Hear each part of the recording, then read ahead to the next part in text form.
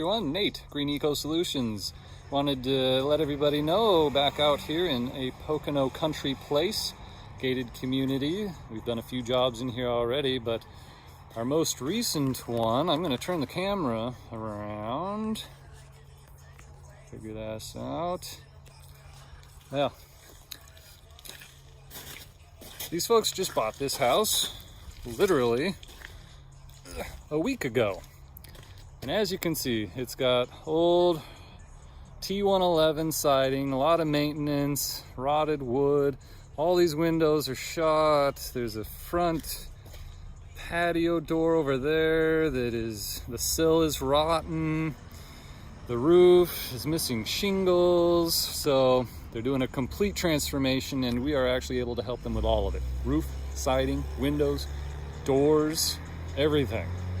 We have our yard sign out back as long as the HOA lets us keep it there for a little bit. Just want you all to welcome our newest Prime Property members and look forward to the finished product. It's going to look like a brand new house. Stay tuned, everyone. Thanks.